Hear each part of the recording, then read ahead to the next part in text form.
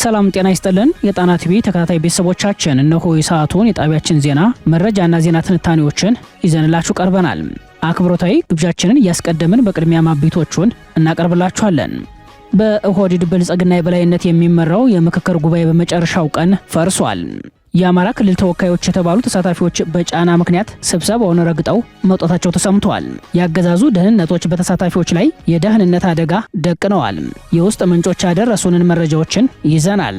በመቀሌ የተፈጸመውን የድሮን ድብደባ ተከትሎ ህወሓት ንጹሃን ኢላማ ተደርገዋል ሲልም፣ የውጭ ባለሙያው ደግሞ ጥቃቱ የህወሓት ባለስልጣናትን ኢላማ ያደረገ ሳይሆን አይቀርም ሲሉ ለዓለም አቀፉ ሚዲያ ገልጸዋል። በዝርዝር ይደመጣል። በመዲናዋ የተከማቸ የጦር መሳሪያ አለ።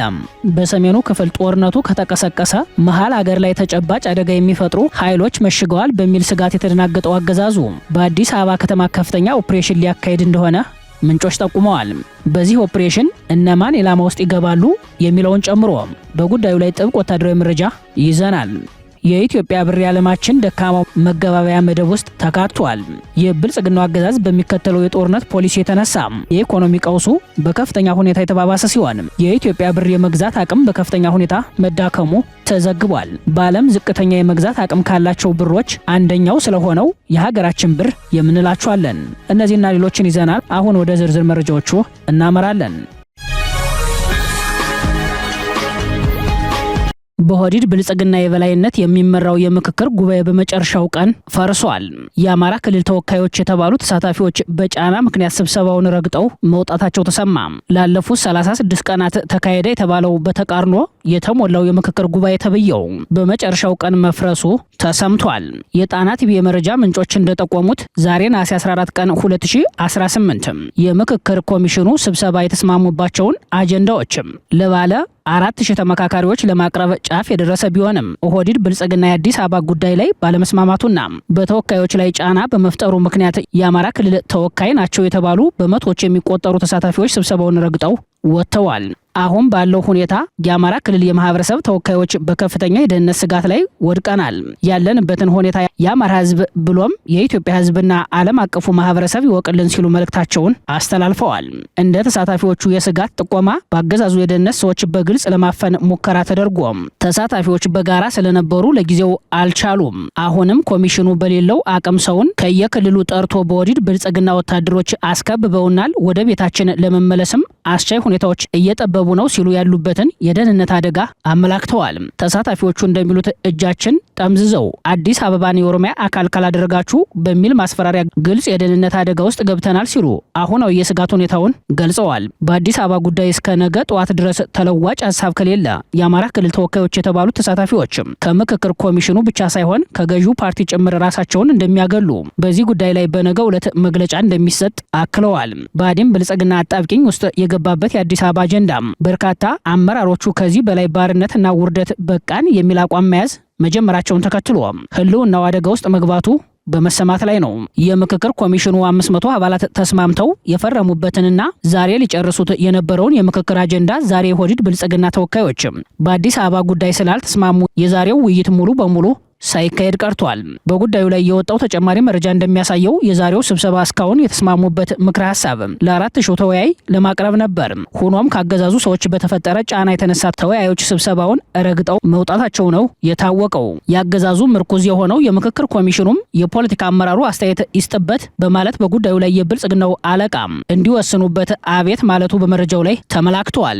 ይህም አጠቃላይ ሂደቱ በብልጽግናው አለቃ አብይ አህመድ የተመራ እንደሆነ የመጨረሻው ውሳኔም እርሳቸው እንደሆነ ያመላከተ ነው ተብሏል። የኦህዴድ ብልጽግና ፖለቲከኞች በራሳቸው መድረክ ተወያይተው ይዘውት የመጡት ሀሳብ በመላ ኢትዮጵያን መድረክ ሲሸነፍ ምክክር ኮሚሽኑ የኢትዮጵያውያን ተወያዮቹን ምክረ ሀሳብ ተቀብሎ መዝጋት ሲገባው የኦህዴድን ፍላጎት ለማስፈጸም ሲል የፖለቲካ አመራሩ አስተያየት ይስጥበት ማለቱ በተሳታፊዎች ዘንድ ከፍተኛ ቁጣን ቀስቅሷል ነው የተባለው።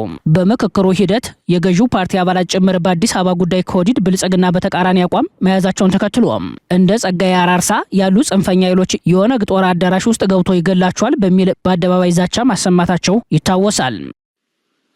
አገሪቷ ትፈርሳለች፣ ዝም ብለን አናይም። ሰራዊቱም ከጫካ በከተማው ላይ አደጋ ሊያደርስ ይችላል። ካሁን ጀምሮ እንደዚህ አይነት ውይይቶች ተደርገዋል። ኦልሬዲ ሰራዊቱ በቀጥታ ከተማው ላይ ያነጣጠረ ጥቃትን ማድረግ አለበት። በተለይ ኮሚሽኑ ላይ ያነጣጠረ በግለሰብ ደረጃም ይሁን በአባሎች ላይ እንደ ተቋም ያነጣጠረ እርምጃ እንዲወስድ ጥሪ ተላልፏል። ኦሬዲ አክቹሊ ይሄ ይደረጋል። የኦሮሞ ወጣት የኦሮሞ ህዝብ በአጠቃላይ ይነሳል። የኦሮሞ ፖለቲካ መሪዎች የሲቪል ፖለቲካ የሚያራምዱት ማለት ነው። የኦሮሞ ሊቃን፣ የኦሮሞ አክቲቪስቶች፣ የኦሮሞ ምሁራን ለህዝቡ ታላቅ ጥሪ እያስተላልፉ ነው። ከባድ ነውጥ ከኦሮሚያ ይጠብቃቸዋል። ኢንፋክት የኦሮሚያ ክልል መንግስት ራሱ ዝም ብሎ የሚያየው ጉዳይ አይደለም።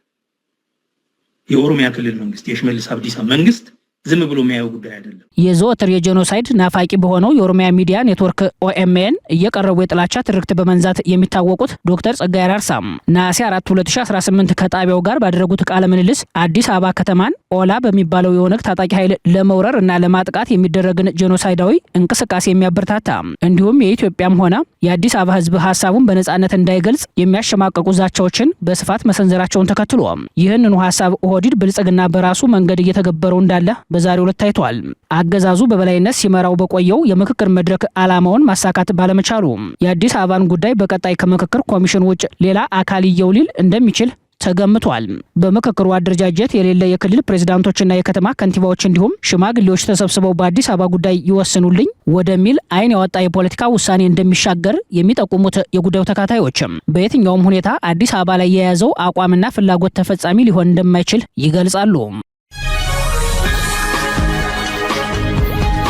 በመቀሌ የተፈጸመውን የድሮን ድብደባ ተከትሎ ህወሓት ንጹሃን ኢላማ ተደርገዋል ሲልም የውጭ ባለሙያው ደግሞ ጥቃቱ የህወሓት ባለስልጣናትን ኢላማ ያደረገ ሳይሆን አይቀርም ሲሉ ለዓለም አቀፉ ሚዲያ ገልጸዋል።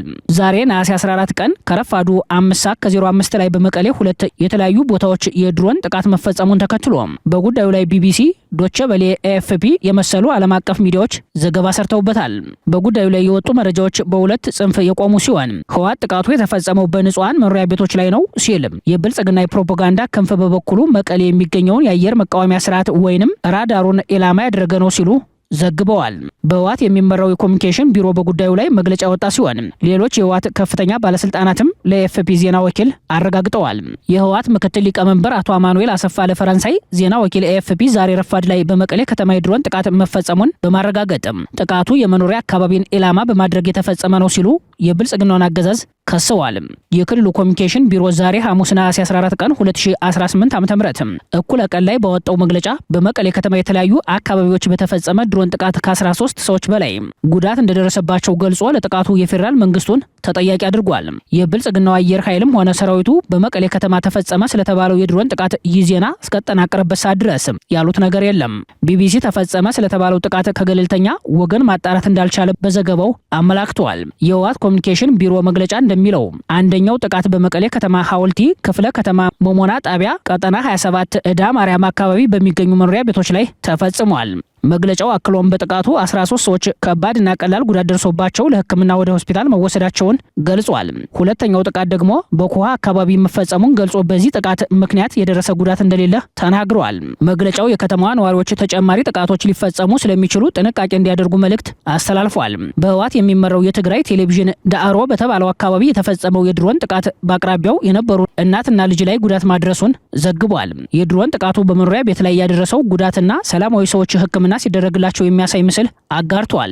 ከፕሪቶሪያው ግጭት የማቆም ስምምነት በኋላ በመቀሌ ከተማ የድሮን ጥቃት ሲፈጸም ይህ የመጀመሪያው ሲሆን ይህ ጥቃት ከመፈጸሙ አንድ ቀን ቀደም ብሎ ከመቀሌ ከተማ በ12 ኪሎ ሜትር በምትርቀው እንደርታ አካባቢ ሁለት ዙር የድሮን ጥቃት መፈጸሙ ይታወሳል። የዛሬውን ጥቃት በተመለከተ የመቀሌው የአይደር ሆስፒታል የአስቸኳይ ሕክምና ክፍል ኃላፊ ብርሃኑ ኃይለማርያም ለአጃንስ ፍራንስ ፕረስ እንደተናገሩት ሆስፒታላቸው 13 ቁስለኞችን ተቀብሎ እያከመ ነው። ከቁስለኞቹ 3ቱ በጠና መጎዳታቸውን ዶክተር ብርሃኑ መግለጻቸውን የዘገበው የፈረንሳዩ የዜና ወኪል ነው። የጀርመኑ ዶቼ ቬለ በበኩሉ በኢትዮጵያ ጉዳይ የውጭ ጥናት ባለሙያውን አስተያየት በዘገባው አካቷል። የኦስሎ ኖርዌይ ዩኒቨርሲቲ ኮሌጅ ባልደረባና የኢትዮጵያ ጉዳይ አጥኚ ኬት ጀል ትሮንኦቨል እንደሚሉት ተደጋጋሚው ጥቃት በሰላማዊ ሰዎች ላይ የተሰነዘረ የዘፈቀደ ጥቃት አይመስላቸውም። ይልቁንም እነዚህ የአየር ድብደባዎች የህወሓት ከፍተኛ ባለስልጣናትን ለመግደል ያለመ ሳይሆን አይቀርም ማለታቸውን ዶቼ ቬለ ዘግቧል። የብልጽግና ፕሮፓጋንዲስቶች በበኩላቸው በዛሬው የድሮን ጥቃት መቀሌ የሚገኘው የአየር መቃወሚያ ስርዓት እንደወደመ በመዘገብ ላይ ናቸው። ቴክኒካል ጦርነቱ ተጀምሯል ብለው የሚያምኑ የጉዳዩ ተካታዮች የሙሉ ግንባር ውጊያው ለመጀመር ሰዓታት ብቻ ቀርተውታል ይላሉ። በተለይም በራያ ቆቦ፣ አፋር እና ዋግ ኽምራ ላስታ ቀጠናዎች ከፍተኛ የሆነ ወታደራዊ ፍጥጫ እንዳለ ይገልጻሉ። የህወሓት መሪዎች ባለፉት ሳምንታት በክልሉ ውስጥ ባካሄዷቸው ስብሰባዎች ጦርነቱ እንዲጀመር ሰራዊቱ ግፊት እያደረገባቸው መሆኑን ሲናገሩ ተሰምቷል። ህወሓትና ብልጽግና እኔ ቀብረሃለሁ ከሚለው የቃላት ጦርነት ከፍ ባለ ሁኔታ በአየር ድብደባና በምድር መካናይዝድ የመድፍ ጥቃት ጭምር የጀመሩት የውጊያ ሙከራ ወደ ሙሉ ውጊያ የመሻገር እድሉ ሰፊ ነው ተብሏል። በአዲስ አበባ ከተማ ከፍተኛ ኦፕሬሽን እንደታሰበ ምንጮች ጠቆሙ። በዚህ ኦፕሬሽን የአማራ፣ ትግራይና ኤርትራ ተወላጆች ኢላማ ውስጥ ይገባሉ ተብሏል። የብልጽግናው አገዛዝ አዲስ አበባ ላይ ከባድ ህዝባዊ ተቃውሞ ይነሳብኛል ብሎ መስጋቱን ተከትሎ ከወትሮ በተለየ መልኩ ከተማዋን በከፍተኛ ስጋት እየተመለከታት ይገኛል። በተለይም በሰሜን ኢትዮጵያ አዲስ የጦርነት ግንባር በመከፈት ሂደት ላይ መሆኑን ተከትሎ ለመሃል ሀገሩ ከፍተኛ ስጋት እንደሆነበት በጸጥታ ግምገማው ላይ ማመላከቱን ምንጮች ለጣና ጠቁመዋል። ለጣቢያችን በደረሰው የጸጥታ ግምገማ መረጃ ላይም የአማራ፣ ትግራይና ፍልሰተኛ የኤርትራ ተወላጆች ኢላማ ውስጥ እንደገቡ ነው። በዚሁ የክትትልና ልዩ ኦፕሬሽን ኢላማ ውስጥ የብርጌድ ንሓመዱ አባላትም የሻዕቢያ ሰላይ በሚል ፍረጃ ሰለባ እንደሚሆኑ ነው በመረጃው ላይ የተመላከተው። የአዲስ አበባን ህዝብ በስጋትነት የፈረጀው አገዛዙ ስጋቱን ለመቅረፍ የሚጠቀመው ያፈና ተግባሩን ሲሆን ከሰሞኑ ከፍተኛ የተባለለትን ኦፕሬሽን እንዳሰበ ምንጮች ጠቁመዋል። የፖሊስ ምንጮች እንደሚሉት በከተማዋ የተከማቸ የጦር መሳሪያ አለ። በሰሜኑ ክፍል ጦርነቱ ከተቀሰቀሰ መሃል ሀገር ላይ ተጨባጭ አደጋ የሚፈጥሩ ኃይሎች መሽገዋል። ህገወጥ የገንዘብ ዝውውሩ ላይ የኤርትራ መንግስት እጆች ገብተውበታል። የኢኮኖሚ አሻጥሩ ለፖለቲካ ዓላማ የሚሰራ ነው በሚል በተመረጡ ቤቶችና የንግድ ተቋማት ላይ ብርበራ ለማድረግ ዝግጅቶች እንዳለቁ ጠቁመዋል። ከዚሁ ጋር ተያይዞ ከሰሞኑ የፌዴራል ፖሊስና የአዲስ አበባ ፖሊስ አባላት በመዲናዋ የሚገኙ የተመረጡ ባለሀብቶች መጋዘን ውስጥ ፍተሻ ማድረጋቸው የጠቆሙት ምንጮችም ፍተሻው አልፎ አልፎ እንደሚካሄደው ከገበያ ሸቀጦችን የማሸሽና የገበያ አለመረጋጋት ጋር የተያያዘ ሳይሆን ፖለቲካዊ ዓላማ ያለው እንደሆነ ነው የጠቆሙትም። በተመሳሳይ የቤት ለቤት ብርበራዎች እንደሚኖሩ የጠቆሙት የፖሊስ ምንጮችም መመሪያው ከጸጥታና ደህንነት የጋራ ግብረ ኃይል የመጣ እንደሆነ ገልጸዋል። ምንጮች አክለውም በተለይም የአማራ፣ ትግራይና ፍልሰተኛ ኤርትራውያን ኢላማ ከመሆናቸው በተጨማሪ ከዚህ ቀደም በፖሊስ አባልነት የመከላከያና በየትኛውም የጸጥታ ተቋም ውስጥ ሲያገለግሉ ቆይተው ከስራቸው የለቀቁ አሊያም የተሰናበቱ ባለሀብቶች እንዲሁም የመብት ተሟጋች ግለሰቦችና ተቃዋሚ ፖለቲከኞች የኦፕሬሽኑ ኢላማ እንደሆኑ ጠቁመዋል። በዚህ ኦፕሬሽን የሚታፈኑ ከአዲስ አበባ ውጭ ባሉ እንደ አዋሽ አርባ በመሰሉ ማጎሪያ ካምፖች ታስረው እንደሚቆዩ፣ ዋና ስጋቱም የሰሜኑ ጦርነት ከተቀሰቀሰ በመሃል ሀገር ሊነሱ የሚችሉ የጸጥታና ደህንነት ስጋቶችን ቀድሞ ማምከን በሚል እንደሆነ የደህንነት ምንጮች ጠቁመዋል። በጉዳዩ ላይ ተጨማሪ ማብራሪያ የጠየቅናቸው የከተማው የፖለቲካ ታዛቢዎችም ሁኔታው የቅድመ ጦርነት ዝግጅት አሊያም የመፈንቅለ መንግስት ስጋት ያለ ይመስላል ሲሉ ያገዛዙን ጭንቀት ገልጸውታል። በተለይም በአዲስ አበባ የጦር መሳሪያ የተከማቸባቸው መኖሪያ ቤቶች አሉ። በሰሜኑ ክፍል ጦርነቱ ከተቀሰቀሰ መሃል ሀገር ላይ ተጨባጭ አደጋ የሚፈጥሩ ኃይሎች መሽገዋል። በሀገሪቱ በሚካሄደው ህገወጥ የገንዘብ ዝውውርና የጥቁር ገበያ ግብይት ላይ የኤርትራ መንግስት እጆች አለበት የሚለው መንግስታዊ ውንጀላ በቀላሉ አይታይም ብለዋል። ከሰሞኑ አገዛዙ የሚደግፈውን የብርጌድ ንሓመዱ አመራሮችን ጭምር በህገወጥ የዶላር ንግድ እጃቸው አለበትም ከኤርትራ መንግስት ጋር የሚሰሩ አሉ በሚል ጥርጣሬ ክትትል እየተደረገባቸው ሲሆን ወደ አፋር፣ አማራና ትግራይ ክልሎች መንቀሳቀስ እንዳይችሉ የታገዱ መኖራቸውም ተጠቁሟል። የብልጽግናው አገዛዝ በጀት መድቦ ቢሮ ከፍቶ ወታደራዊ፣ ሎጂስቲክ፣ የስልጠናና ፕሮፓጋንዳ ድጋፍ ለሚያደርግላቸው የሰላማዊ አብዮት ንቅናቄ ወይንም የብርጌድ ንሓመዱ አባላት ያውም በአመራር ደረጃ ያሉትን መጠርጠሩ የድንጋጤ መጠኑን ያሳያል ሲሉ የመረጃው ምንጮች ስለ ሁኔታው ተጨማሪ ማብራሪያ ሰጥተዋል። የጂኦ ፖለቲካ ውጥረቶችን ወደ ጠላትነት በማሳደግ ኢትዮጵያ ተከባለች፣ ታሪካዊ ጠላቶቿ ሊበትኗት ነው በሚል የማስፈራሪያ ትርክት ህዝቡን በፍርሃት ለመግዛት የሚደረገው ጥረት እንደቀጠለ ነው የሚሉት የመዲናዋ ፖለቲካ ታዛቢዎች በበኩላቸው በመጪዎቹ ቀናት አገዛዙ ያሰበውን የአዲስ አበባውን ኦፕሬሽን ተከትሎ በቀጣይ በርካታ ቤቶች ላይ ብርበራ በመፈጸም በዚሁ ቀድሞ በተቀመረ የጂኦ ፖለቲካ ውጥረትና የጠላትነት ትርክት ከታሪካዊ ጠላቶቻችን ጋር ሲሰሩ በቁጥጥር ስር አዋል ናቸው በሚል የሐሰት ውንጀላ ብዙዎችን ሊከስ እንደሚችል ጠብቁ ሲሉ ቀጣዩን የብልጽግና ሴራ ጠቁመዋል። በአዲስ አበባና የፌዴራል ፖሊስ ቅንጅት በከተማዋ በየጊዜው በተደረጉ የቤት ለቤት ብርበራዎች በርካታ አማራ ባለሀብቶችም ከህግ ውጭ ታግተው ገንዘብ ከፍለው እንደወጡ በተደጋጋሚ መዘገባችን ይታወሳል። ይሄኛውን ኦፕሬሽን የተለየ የሚያደርገው የብልጽግናው አገዛዝ የከተማ ተቃውሞና የሰሜኑን የጦርነት ስጋት ተከትሎ መሃል ሀገር ላይ አንዳች የሚቀሰቀስ ወታደራዊ እርምጃ ይኖራል ተብሎ በሚወራበት የውጥረት ጊዜ የሚካሄድ መሆኑ ነው። አገዛዙ ለዚህ መሰል ልዩ ኦፕሬሽን ከሚጠቀመው የጸጥታና ደህንነት የጋራ ግብረ ኃይል የተለመደ የጸጥታ ስምሪት በተጨማሪ የሪፐብሊኩ ጥበቃ ኃይል በአዲስ አበባና በአዲስ አበባ ዙሪያ እንደሚሰማራ ነው የተጠቆመው። የኢትዮጵያ ብር የመግዛት አቅም በከፍተኛ ሁኔታ መዳከሙ ተነገረ። በዓለም ዝቅተኛ የመግዛት አቅም ካላቸው ብሮች ውስጥ መመደቡ ተመላክቷል። የኢትዮጵያ ብሔራዊ ባንክ የብሩን የመግዛት አቅም መዳከምና የምንዛሬ ዋጋ ማሽቆልቆልን ለመግታት በሚያደርገው አጣዳፊ መፍጨርጨር በቢሊዮን የሚቆጠሩ ዶላሮችን እያፈሰሰ ቢሆንም እስካሁን የተገኘው ውጤት ግን አመርቂ አለመሆኑ ተዘገበ። በማያቋርጥ ሁኔታ እያሽቆለቆለ ያለውን የብር ዋጋ ለመደገፍ በዚህ ዓመት ብቻ 2.2 ቢሊዮን ዶላር ያወጣው ማዕከላዊ ባንኩ ዛሬ ሐሙስ በመደበኛ መርሃ ግብር ያልተያዘ ልዩ ጨረታ በሚል ተጨማሪ 500 ሚሊዮን ዶላር ለገበያ እንደሚያቀርብ አስታውቋል።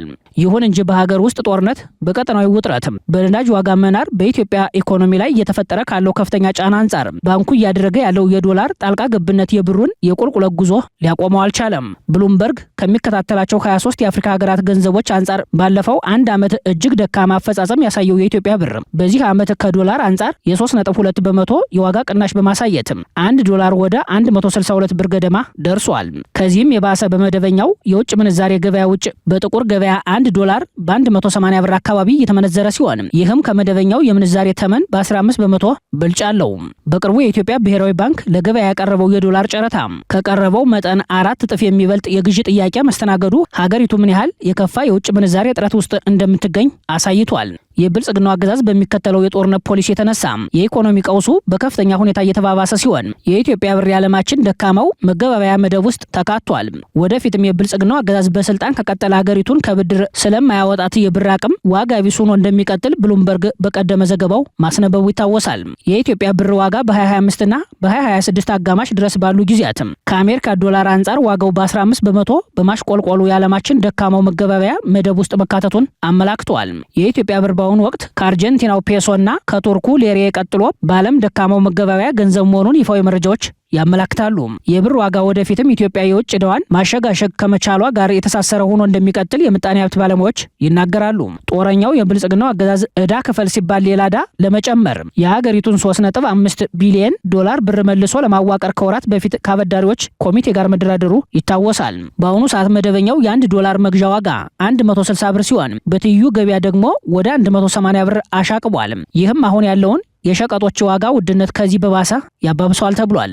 በጦርነትና በዓለም አቀፋዊ ሁኔታዎች በሀገሪቱ የተፈጠረው የውጭ ምንዛሬ እጥረት ችግር በመጨመር ላይ ነው። የዓለም አቀፉ የገንዘብ ድርጅት IMF ድጋፍ ባደረገለት የኢኮኖሚ ማሻሻያ አካል በመሆን እንደ አውሮፓ አቆጣጠር በ2024 ከተደረገው ከፍተኛ የምንዛሬ ተመን ማስተካከያ ወዲህ የኢትዮጵያ ብር በከፍተኛ ጫና ውስጥ ቆይቷል። በተጨማሪም በኢራን ግጭት ሳቢያ የተፈጠረው የነዳጅና የማዳበሪያ ዋጋ መጨመር እንዲሁም በመካከለኛው ምስራቅ ከሚሰሩ ኢትዮጵያን የሚላከው የውጭ ምንዛሬ መቀነስ ችግሩን ይበልጥ አባብሶታል።